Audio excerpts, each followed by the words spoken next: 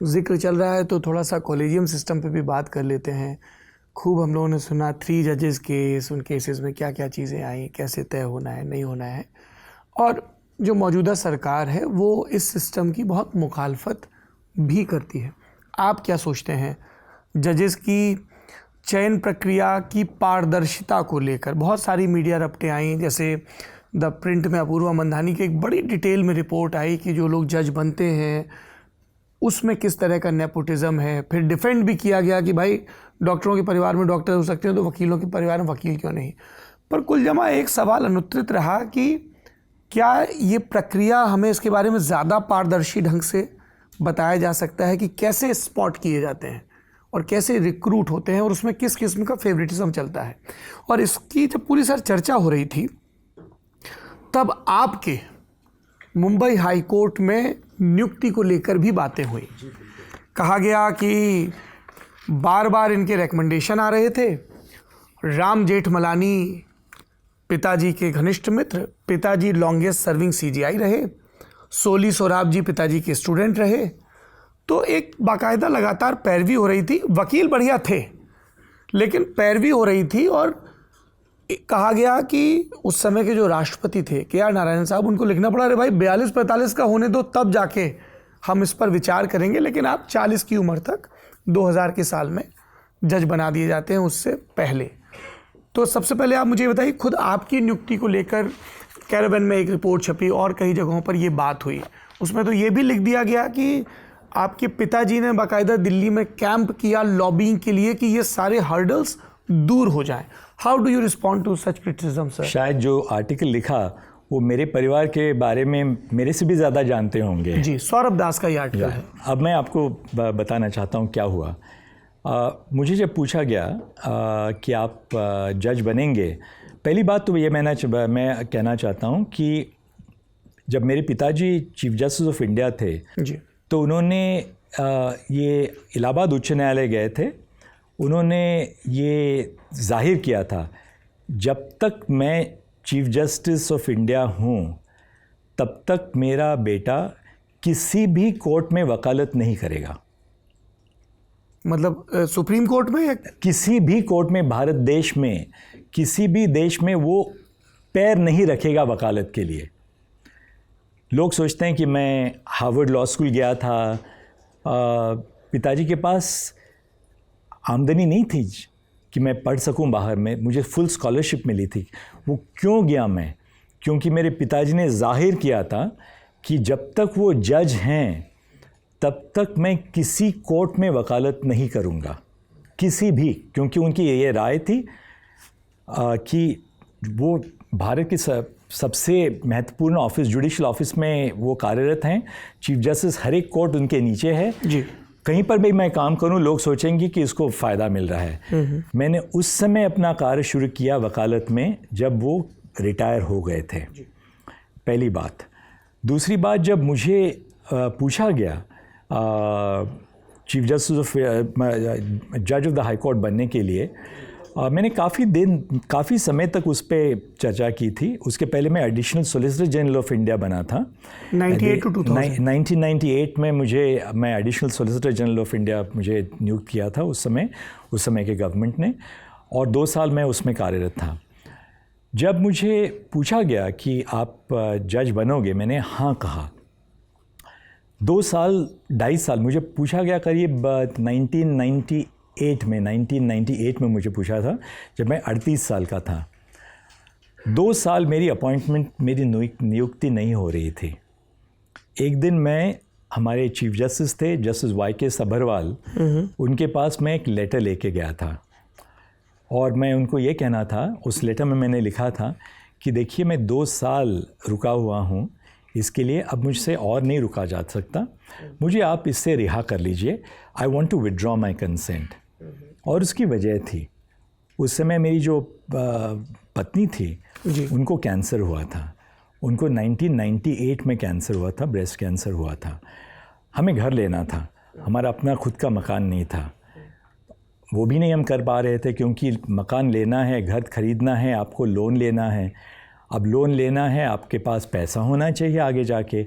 वकालत करता तो आमदनी थी, जज बन के मुझे पता नहीं था वो मैं लोन रीपे कर सकता हूँ।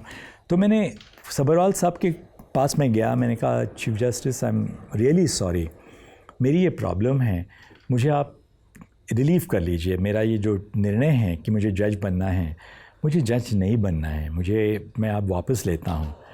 और मुझे बोबड़े साहब 3 जजेस को पूछा था, जस्टिस शरद बोबड़े, जस्टिस अजय खनवलकर और मैं।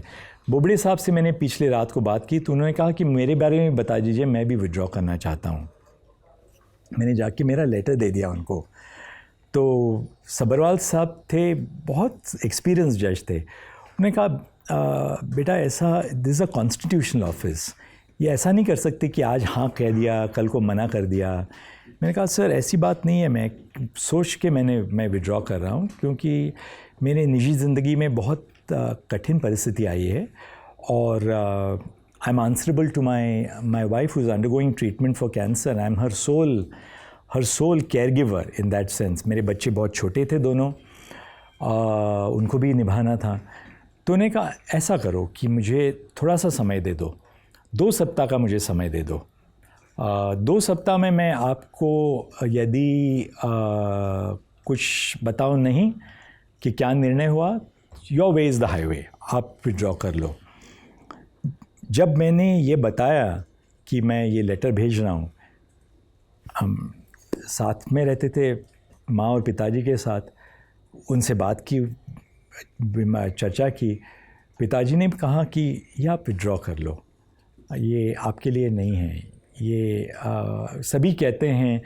वेणुगोपाल साहब जो अटॉर्नी जनरल थे, उन्होंने उस समय फ़ोन किया था मेरे पिताजी को, हम एक दूसरे के ख़िलाफ़ बहस कर रहे थे 10 दिन तक। तो उन्होंने केस होने के बाद मेरे पिताजी को फ़ोन किया, जो उन्होंने मुझे लेटर में लिखा था जब पिछले 2 साल पहले मैं चीफ जस्टिस ऑफ इंडिया बना, कि आपको याद होगा कि मैंने आपके पिताजी को फ़ोन करके बताया था कि इसको जज, हम नहीं कहते हैं जज मत बनो, इसको वकील ही रहने दो, क्योंकि मैंने इसकी बहस मेरे खिलाफ़ देखी है। ये ज़रूरी हमारे समाज के लिए कि अच्छे लोग वकील भी रहें, जैसे अच्छे जजेस भी बनना चाहिए। उन्होंने मुझे ये, जब मैं चीफ जस्टिस ऑफ इंडिया बना तब उन्होंने कहा कि ब्यूटीफुल कॉम्प्लीमेंट, एंड उन्होंने कहा कि शायद मुझे ये पता नहीं था कि आप चीफ जस्टिस ऑफ इंडिया बन जाओगे, ताकि वो राय शायद मैं नहीं देता। He wrote this and he told me in his complimentary letter to me, wishing me all the best as CJI, that perhaps I wouldn't have given this advice that I known that you are going to become CJI. But I went to Justice Sabharwal and I said that I want to withdraw my candidature because I had suffered. I mean, my family was suffering. I didn't know which way my career was going. So far from this being something कि मेरे पिताजी मेरे पीछे पड़े थे, यहाँ camp किया था। अटका क्यों था ये? इतना लंबा वक्त क्यों लग रहा था कि आपको जाना पड़े? देखिए, अटका था, जो मैंने सुना है क्यों अटका था उस समय, वो टेलीविज़न पे कहने की बात नहीं है। वो अटका मेरी वजह से नहीं था, या मेरी कोई क्वालिटी और लैक ऑफ क्वालिटी पे अटका नहीं था, बात और कुछ थी। मैं शायद वो कहना उचित नहीं होगा, क्योंकि मैं देश के प्रति मेरी आस्था है, हाई कॉन्स्टिट्यूशनल ऑफिसर्स के प्रति मेरी आस्था है। कभी बात करेंगे, कहीं मैं ऑटोबायोग्राफी लिखूं तो मैं लिखूंगा, वो आज वो समय नहीं है। इरादा है ऑटोबायोग्राफी लिखने का? जी, लिखना है, कभी भी लिखूंगा मैं। पर ये हुआ कि पिताजी ने मैं कहा कि आप विड्रॉ कर लो। मेरी पत्नी को भी बड़ी इच्छा थी, क्योंकि उसको घर चाहिए था। घर इस बात के लिए चाहिए था क्योंकि उसकी कीमोथेरेपी चल रही थी, रश्मि की कीमोथेरेपी चल रही थी। घर में जगह नहीं थी, छोटा सा घर था हमारा बम्बई में। कम से कम मैं ये सोच रहा था कि उसके लिए एक इतने साल तो नहीं घर बसा सका, पिताजी और माँ के साथ रहते थे, पर अब तो उसके लिए कम से कम घर, तो मैं घर मिल गया जज बन के। ठीक है, जो बीती गुजरती हर एक किसी जीवन में अलग अलग अनुभव आते हैं हमें। We all become good people because of that, better people because of the kind of experiences we go through, specially suffering. तो मैं सोचता हूँ कि ये कहना कि मेरे लिए बहुत कुछ प्रेशर था, या जेठमलानी साहब का प्रेशर था, या सोली सोराब जी का प्रेशर था, let's have better faith in the people who have guided the destiny of our nation. Sorab ji साहब अटॉर्नी जनरल ऑफ इंडिया थे, और जी ये बिल्कुल ठीक है कि वो मेरे पिताजी के स्टूडेंट भी रहे हैं, पर मेरे पिताजी के अलग स्टूडेंट्स भी थे। फली नरीमन साहब उनके स्टूडेंट थे, Yes. अनिल दीवान उनके स्टूडेंट रहे, मिस्टर देसाई, अशोक देसाई उनके स्टूडेंट रहे। पर अब ये कहना कि इसलिए वो मुझे जज बनाना चाहें हाई कोर्ट का,